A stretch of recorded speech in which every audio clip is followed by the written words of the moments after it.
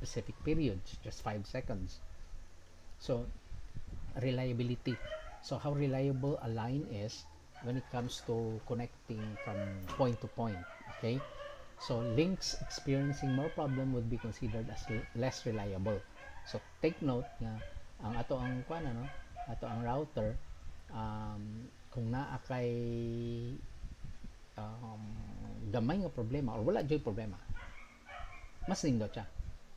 Okay, pero kung ang imong link experiencing more problem would be considered as less reliable, problemado.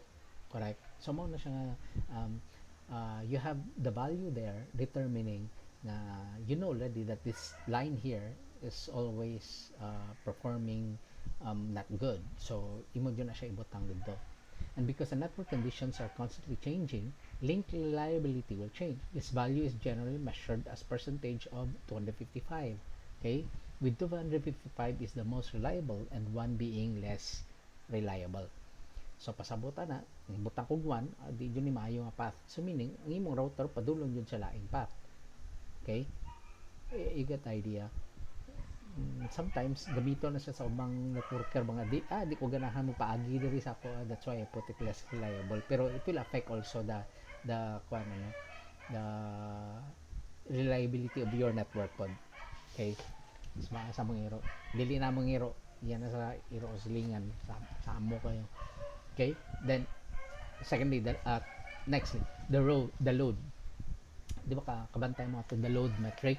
The load is a variable value generally measured over 5 seconds window indicating traffic load over the specific link.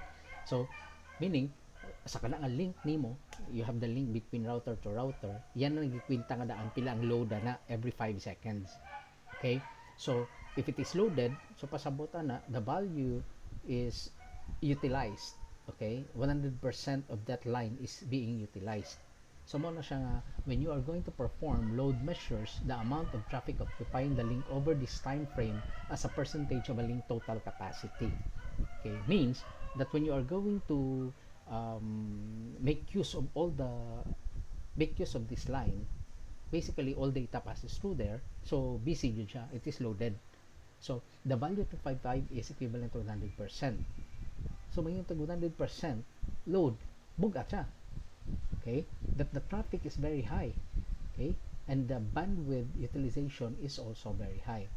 So ang imong buhaton diya, you have to lower your load into, let's say for example 10, 1, so on and so forth, so that this line, when your router sees na oy diri ko moagi na I'm going to pass through here in this link, so it says there, oy the load is not that very heavy, so diri siya mo-pass through.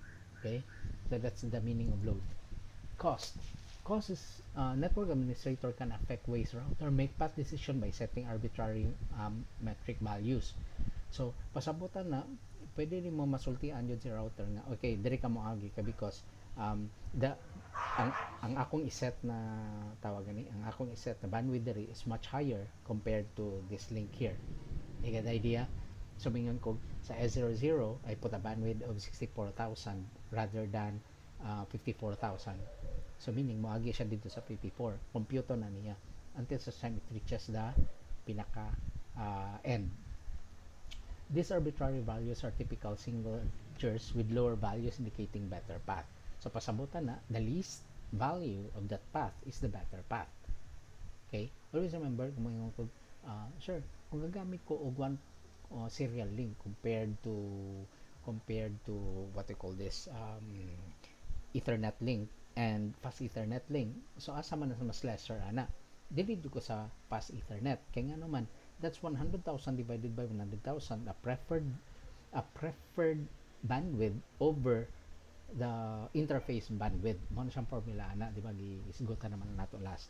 So the lesser the value the better, that will be the best path. Okay, this is the MTU now, the maximum transmission unit. So MTU is advertised when a routing updates and when you have an equal path in the same destination, MTU comes in play. So let's say for example na ako'y duwa ka path, no? So it determines now pareho ni sila asa man ko moagi jud kung ako pay protocol unsa man akong timailhan nya dra jud ko moagi because the MTU comes to play na. Okay, so o mo determine dayon ng MTU nga o diri na lang kaagi kay because it says so. Okay, diri ko moagi because the MTU says so. Mahitabo lang ng MTU if pag-compute tanan sa router natay sila tanan. Okay, napareho tanan ang iyang computation balay. Say for example, serial 0 serial 000, serial 001, serial 0010. So pasaputan na tulo sila have the same cost. So ang question ana is asa ko moagi? Kay pareho man sila tanan. So dara na mosulod sa MTU. So but don't assume that as soon as you change the EIGRP MTU metric, it changes the interface MTU also. Delay pod. So the minimum MTU path usually equals for the Ethernet interface, which is 1,500. Okay? So mo nang iyahang determining factor na kwan. Although pareho na sila tan 1,500 bytes kay that would be the default. Depende na sa imong router o depende sa administrator kung saan niya pag-configure. Okay? So that would be the error representation sa ato ang kwan. So what we are going to do is we will try to configure redistribution para kabalo kita kung saan nato pag-redistribute no? in our classes. This is